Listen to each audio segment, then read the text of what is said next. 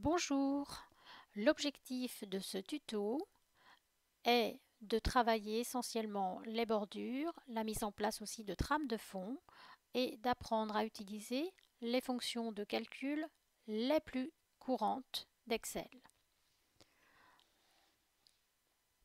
Partons de ce tableau dont la saisie est partiellement réalisée. Nous avons donc un tableau représentant le suivi du chiffre d'affaires trimestriel avec 3 agences et dans chacune des agences, des commerciaux ayant réalisé des chiffres d'affaires sur le trimestre. Le mois 1 ici peut être, grâce à la poignée de recopie d'Excel, recopié en incrémentant donc, vers la droite. À la place de mois 1, on aurait pu tout aussi bien saisir janvier.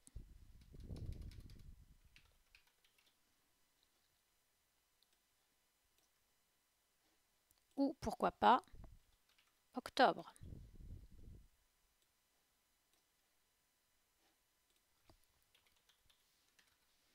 Pensez à cette poignée de recopie qui vous évite une saisie qui peut être fastidieuse.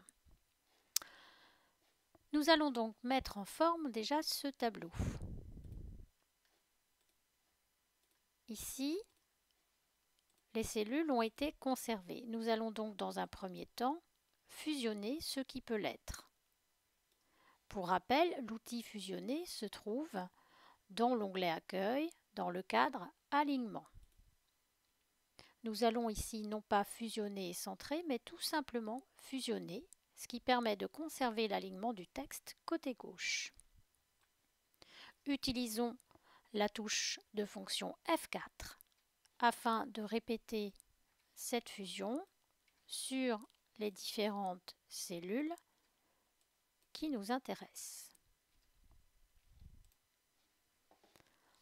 Dans un deuxième temps, nous allons faire la même chose ici verticalement pour les mois, en choisissant cette fois fusionner et centrer. Touche F4.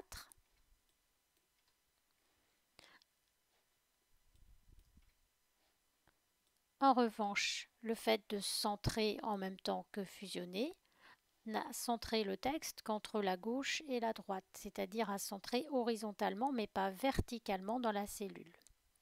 Il faut donc venir toujours dans le cadre alignement, cliquer en plus sur centrer verticalement. Sélectionnons maintenant tout notre tableau et ouvrons l'outil bordure pour sélectionner le dernier outil autre bordure. Nous allons choisir une bordure double avec une couleur pour le contour et une bordure simple pour non pas les bordures intérieures verticales et horizontales, mais uniquement pour les bordures verticales. Je viens donc cliquer ici sur le trait qui représente les bordures verticales. Je vais ensuite chercher le pointillé et je vais cliquer ici sur le trait, l'outil qui représente les bordures horizontales. Je valide par OK. Je peux venir répéter la même chose sur des parties de tableau, si je souhaite notamment récupérer le contour double trait, en utilisant la touche F4.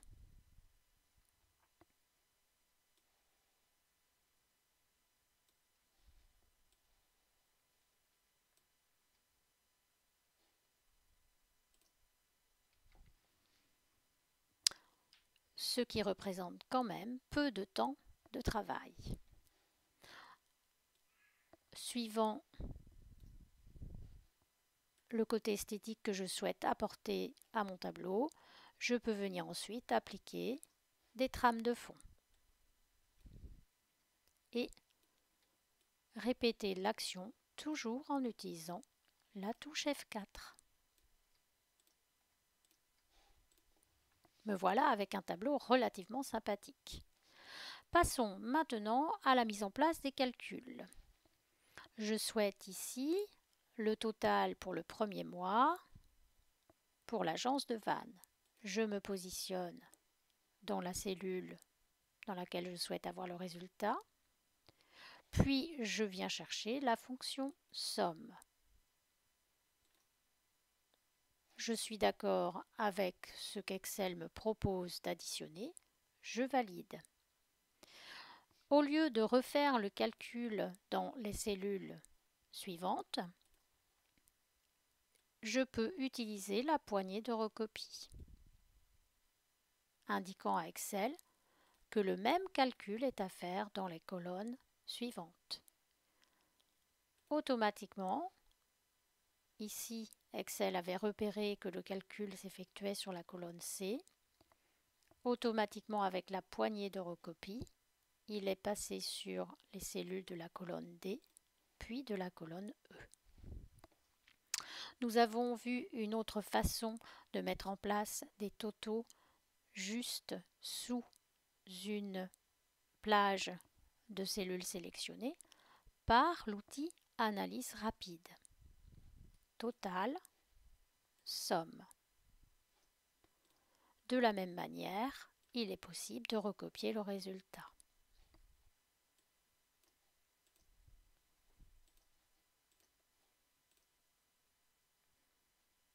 Prenez bien le temps de vous repositionner sur la première cellule qui contient votre calcul avant d'utiliser la poignée de recopie. Nous allons mettre ces résultats en gras.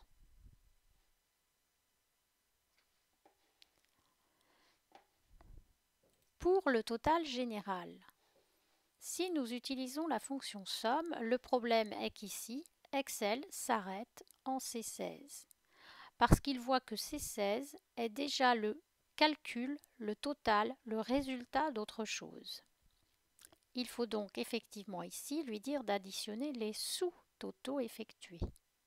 Pour ce faire, je valide en cliquant sur le premier qu'il me propose, puis si vous regardez l'aide, vous séparez chaque valeur à prendre en compte par un point-virgule et vous validez. Vous pouvez, à la place du point-virgule, sélectionner la première valeur et appuyer et maintenir enfoncée la touche CTRL de votre clavier, ce qui revient au même. Vous pouvez utiliser la poignée de recopie. Passons maintenant aux totaux des vendeurs. De la même manière, il est possible de travailler en global. En fait, je sélectionne toutes les lignes où je veux le total et je clique sur Somme. Je vérifie. Ici, Excel a vu qu'il n'y avait pas de valeur au-dessus. Il est donc parti sur la gauche et a pris en compte C3, D3, E3. Ce qui lui a permis de comprendre qu'il fallait faire la même chose sur chaque ligne. Il suffit ensuite de supprimer les zéros. Attention, si vous procédez différemment, si vous ne faites en premier lieu que le premier total, vous validez et vous allez en deuxième lieu faire le second total, vous validez. Vous pouvez aussi, mais vérifiez bien que lorsque vous mettez en place votre second total, voilà, Excel ne va plus chercher ici à gauche mes valeurs, mais au-dessus puisqu'il envoie au minimum 2. Donc, attention à la méthode utilisée. Le plus simple est encore de recopier vos formules.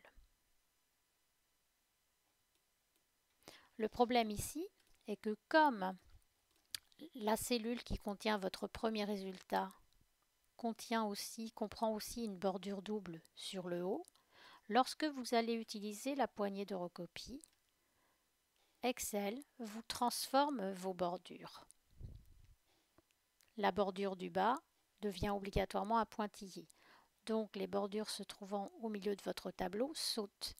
Dans ce cas, venez tout de suite après avoir réalisé la copie sur les options de recopie et sélectionnez Recopier les valeurs sans la mise en forme.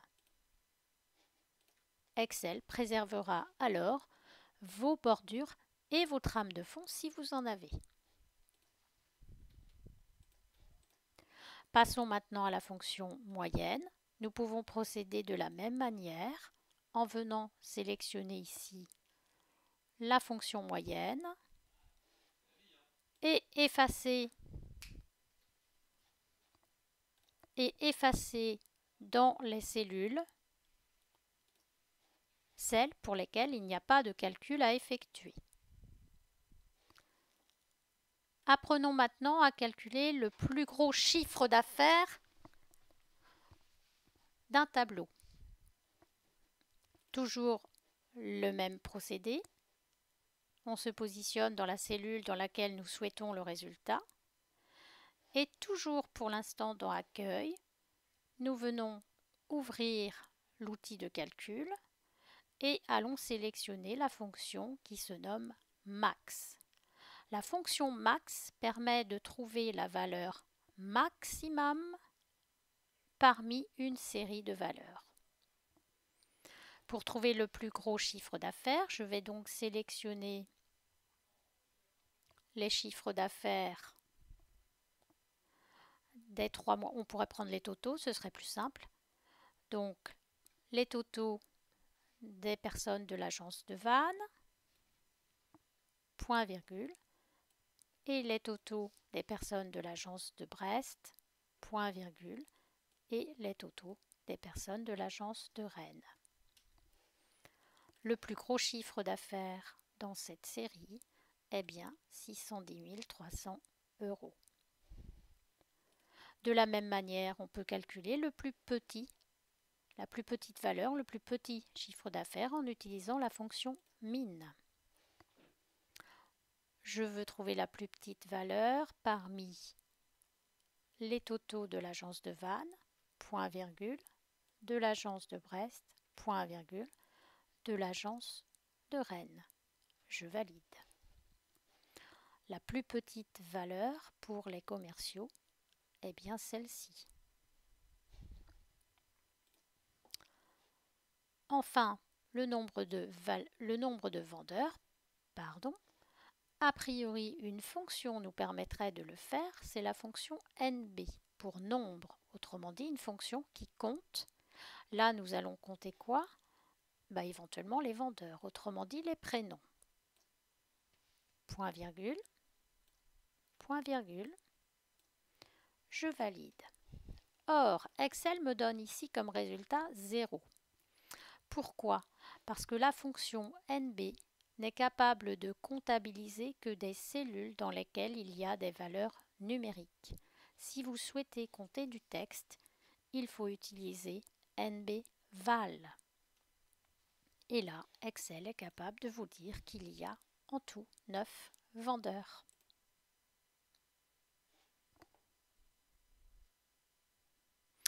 Voilà pour cette deuxième vidéo. À très bientôt.